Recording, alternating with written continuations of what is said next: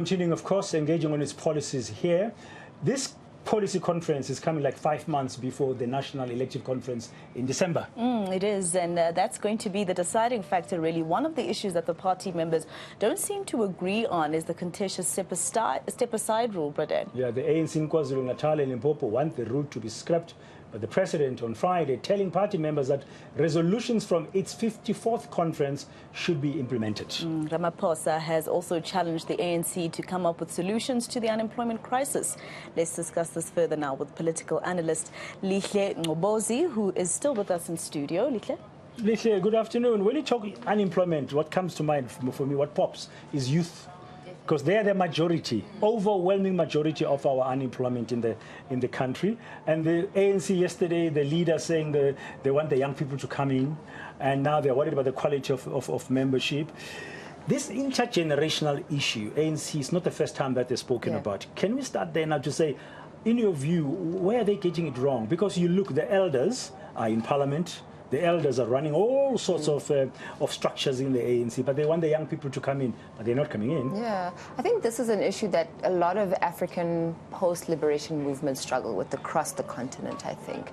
We saw it with ZANU-PF before its downfall, and we're going to see it now with the ANC as well, that there's just a lack, or rather a disinterest in handing over the baton, right? And that also speaks to the inability of the party to modernize, because it's still hell-bent on some kind of imagery of its being a liberation movement, being so clear about its understanding what's being a national democratic revolutionary party and all of those things, which I think are fair because we come out of a particular history. But looking into 2022 and the issues that young people are grappling with, I don't think that the ANC has been able to modernize in that regard. When we're talking about unemployment, we're also thinking about the different forms of employment that the youth are actually creating for themselves outside of what the state is able to do and also outside of what the ANC has been able to do. And so the inability of the state and also the ANC to absorb young people speaks of the inability of the party to modernize. I mean, we also see this across the board in terms of its policies. There's just some sort of stagnancy in really sticking to one kind of imagery or iconography of the ANC being this liberatory historical movement, whereas when we look, and if we had to place the ANC in a modern context, we're finding that it's not having much resonance with young people as well. So beyond just the employment issue, there's also an issue of not being able to attract a younger electorate, you know, and even the electorate itself, they're abstaining from voting at the same time. Because, well. I mean, if you're going to address unemployment in this new world,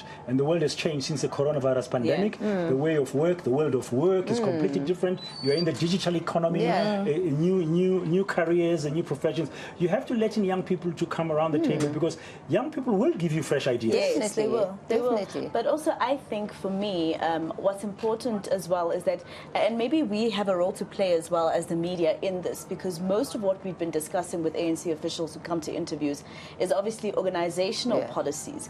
But this is the make or break year, I believe, for the ANC. In the next 2 years, they need to do something to shift in terms of the policies that they'll start implementing before 2024, because otherwise what they saw last year is going to be worse. So I hope in there they're also discussing exactly what they're going to do to steer the ship. Definitely. I think Phoebe spoke about this, about the ANC being in an existential crisis.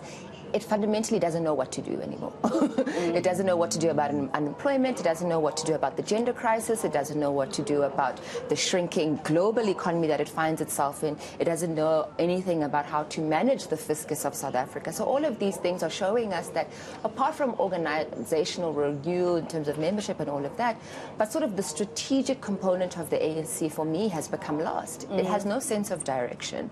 The key members of the party who are also now part of government, they also don't know what to do. You can see that in our institutions. You can see that in sort of public-facing institutions as well, sort of health, social development, education. All of these are in crisis fundamentally, and that's showing us the ANC has no sense of, you know, being able to give us some sort of direction that will be effective in changing the direction of the country and, of course, the direction of the party. So I mean, to acknowledge you have a problem is one thing. As everybody who we've interviewed, Masego says, yeah, we have a problem. You diagnose it very well. The challenge is finding new solutions. I don't get a sense, I don't know what about you, Lihle, that we're going to see some bold decisions. No, I don't think so. I mean, a lot of the aspirations of the policy document that we went through, some of them make reference to things from sort of the early 80s, right? And also some of it speak to sort of some of the iterations from the Freedom Charter as well.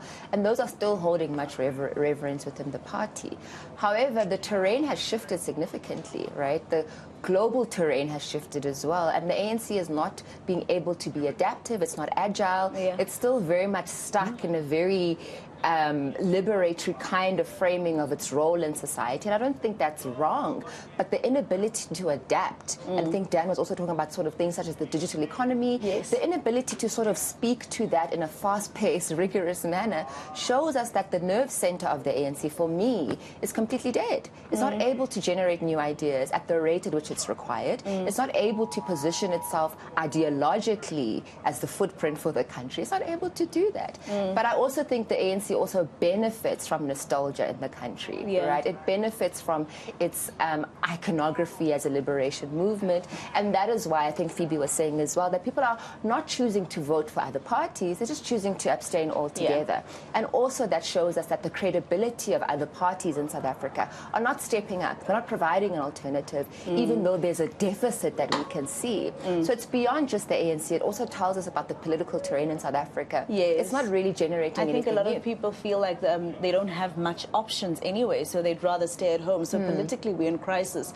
I was listening to the interview Bradan was doing with the chairperson, the new chairperson of Mpumalanga, and you asked him about the step aside resolution, and he said maybe the problem is the phrase step aside, and maybe it should be called retracting. Recusal, rather. What did you think of that? I mean, does it make a difference? I mean, I think at some point the ANC needs to take responsibility of instituting the step aside if that's the kind of resolution it wants to take. Recusal in some instances places the onus and the responsibility on the individual.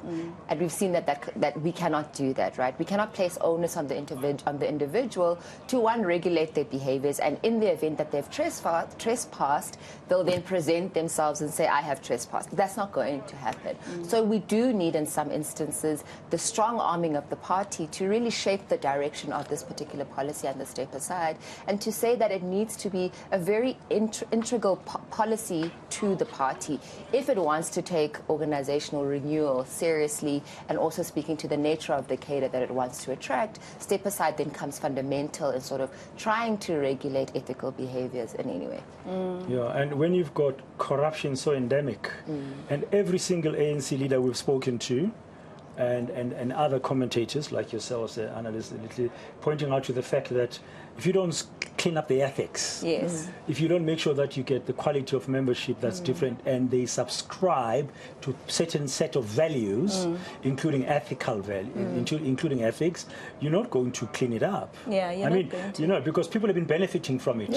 Because by being there, they've accessed resources. Definitely. And I think the framing around corruption within the ANC is very funny to me, because people assume that corruption started in the 9 years. And I say, if you look at the character of the ANC and the culture in the ANC, it is one of just wanton dispossession, wanton just draining resources within the state. Of course, it has happened within varying degrees across the decades, and the 9 years have sort of culminated in this huge ideas around state capture. But the culture of the ANC has fundamentally become about how do we make use of our patronage networks to drain the state of resources. Yeah, we're going to have to go to our reporter, Pule. Yeah, we have to go to our reporter, Lihle Jones. But of course, Lihle is still with us. We do have her for the rest of the afternoon. Lihle Jones is standing by with the ANC Gauteng spokesperson. Pule, what exactly is Gauteng telling you? I know that they're not necessarily the province that believes that the step-aside rule should be scrapped. And most importantly, I think they may want to roll in some few ideas which speaks to, the required discussion of economic growth, economic transformation, and employment creation, as well as challenges within the province. I mean, we all know that this province is the economic hub, and the ANC is fighting tooth and nail to ensure that it tries to unseat the opposition parties in some of the key metros, which include Johannesburg, City of Tshwane, and Ekurhuleni. Just recently, they held their elective conference as well in Ekurhuleni. But while that's the case, we'd remember even the outgoing chairperson, David Magura, did of course mention that there were, a lot of necessary solutions that had to come to the fore in terms of addressing the issues of economy in this province, and of course addressing issues challenging some other issues which speak to health, education, as well as technology in the province. Joining me right now is the spokesperson of Gauteng, Lihle Ngcobozi, who's going to be speaking to us regarding some of these issues. Lihle, thank you very much for joining us. Maybe let's start off with that topic of economy. You're here at the policy conference, and obviously you may want to engage in some of those robust discussions, but also coming up with solutions. Yeah, of course. The first thing that we would have done as the ANC in Gauteng was about 2 months ago to pass the Gauteng Economic Bill.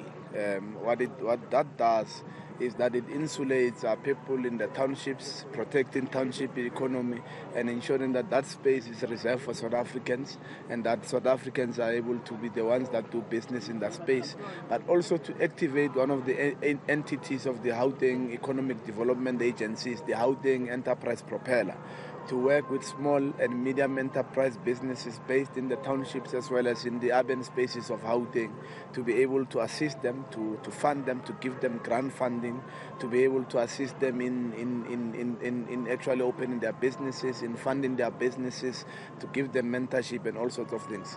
The key issue which we discussed, which is part of the bill, because it's no longer about talk.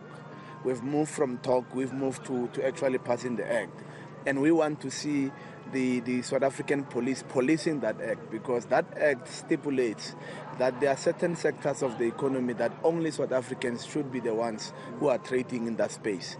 And as a result, this act has been passed into law without opposition from anyone, because we're doing two things. One, to address the township economy issues, but secondly, to address the illegal businesses that are taking place in the townships, which are run by foreigners, but also to eliminate the issue of vigilantism, because there will be groups that organize themselves as vigilantes, spread a particular narrative which is not really assisting us. That's why we decided that beyond all these talks, let's move it into legislative, use the power of the legislature, use the power of actually lawmaking to be able to address this particular challenge. Of course, at the heart of a strategy to grow the economy and address all economic challenges, we have the demon of Eskom, because without reliable, dependable energy power supply, you are constantly going to have a problem. Sorry, and just before there, just to come in there, how do you think we should maybe approach the just energy transition to ensure restored energy security, as well as assist the workers and communities and businesses when it comes to this issue of Eskom that you've mentioned? The reality of the matter is that the policy of the ANC is energy mix. And part of energy mix is that we need to be able to sweat all the power stations that we have. There's been a number of power stations that have been decommissioned. Right. Gauteng is calling for the recommissioning of all these other power stations. We have 1,000 years supply of coal. And that we should be able to utilize to be able to address the energy crisis. And complementary to that is the renewal part. That's why we speak of energy mix. So when you have such a vast wealth of coal that you can use to be able to power your homes and industry, you must exploit it. That's why we are saying, instead of decommissioning power stations, we need to recommission some of the power stations. If you remember, in the past 10 years when we had the problem of load shedding, there was nothing spectacular that Brian Molefe and his team did at Eskom. They simply recommissioned the power stations. They brought power stations that were closed for 20 years, the Camden power station in Emelo, the Matimba power station in Limpopo. They brought it back. It was able to actually contribute significantly to the base load of Eskom and resolve the energy crisis we had been facing at the time. Yeah. So just as maybe Gauteng province, what's your views on, the ailing health sector in the province, and of course education system as well, which has seen a decline in numerous years as well? Well, the education department is doing very well in Gauteng. It's actually, if you look at the number of young people who are passing matric, not just passing matric, but the quality of their results. We are actually, if you basing on the last results, we are actually a province where most of the seats at universities are taken by students from Gauteng. We are doing our best, of course, on health and on all other departments. That's why the Provincial Executive Committee met on the 28th and resolved that we are going to assess government. We are going to assess the ability of government to deliver services to our people, the ability of government to actually translate the manifesto of the ANC and implement resolutions of the ANC in order to change the lives of our people, because we are concerned about that. Because if the employees of the ANC were implementing policies, or like now we're at the policy conference, it's not talk shop. We are not just talking for the sense of talking. We must talk and walk the talk at the same time. So we have put up a strong resolution that says the provincial secretary must establish a team immediately to assess government. Listen, just before you go again, just one last question, crucially so. You're trying to unsit the opposition parties in some of the key metros. Gauteng is the economic hub, but the DA and the elective coalition, the eNCA, City of Tshwane and City of Johannesburg, and you're also trying to resolve some of the internal disputes. What's the latest status with the issue of eNCA as well? The issue of eNCA, we were directed by the National Executive Committee as the PC to resolve. We have resolved it. The 5 quarantined branches, they were not even supposed to be at conference because in terms of the verification report, they were disqualified, so they are not supposed to be there. It was not only just 5 branches that were disqualified in Gauteng. It's a number of branches in all regions. And in all regions, none of the disqualified branches made it to conference, including Western did not go to conference because there was a greater number of branches that were disqualified, which made it not to be able to meet the threshold. So as a result, because we took a decision to say we are relying on the tool of verification, therefore, those branches they will remain disqualified, and therefore the leadership, which was provisionally announced by the IEC at the eNCA conference, it remains elected, will be declared. The chairperson is Comrade Mzwandile Masina, the deputy chairperson is Jongizizwe Zabati, the secretary is Comrade TK Ngcobozi. Of course, he's been elected in the province now, so there's a vacancy there. We are going to work with the region, develop a roadmap so that they can be able to go to conference. Then the deputy secretary is Comrade Muiponi, who will be acting as a secretary, and the treasurer is Comrade Silos Kok. Obviously you're saying step aside must remain. Which step aside? You're saying the resolution. The scrapping that Gauteng speaks about is the scrapping of the e-tolls. We are saying the scrapping of e-tolls must be scrapped. There's an ongoing debate, and I think Gauteng is listening to the debate on the issue that we want to speak about, on ethical leadership, on integrity of leadership, and because the way the media is raising step aside, it's as if we have come here to a ballroom show. We are here to dance, ballroom dancing, doing step and step aside. It's not about that. We are looking at it that it must not be used. It must not be used as a political tool and weapon to be able to actually sideline certain people not to stand for position. We are looking at actually enriching that particular rule of the ANC and see how it can be able to we are able to use it, not just to deal with those who have been found to have done wrong things, but also to prevent people from doing wrong things. Right. And therefore, we're looking broadly at dealing with it in that particular way. Thank you very much. Thank you very much for joining us on eNCA. That's the Gauteng spokesperson speaking on some of those issues in the province and about the main aim of having to discuss the step-aside resolution as a province, but also addressing some of those key policy issues we've just raised, speaking to economic transformation and, of course, those of health, education and technology in the province as well. Back to you in studio, Masego. Thank you very much, Lihle Jones here at Nasrec, out and about, talking to various members of the ANC, delegates at its 6th National Policy Conference. Thank you for joining us on this Saturday afternoon, live to you here in Nasrec, where the ANC is holding its policy conference.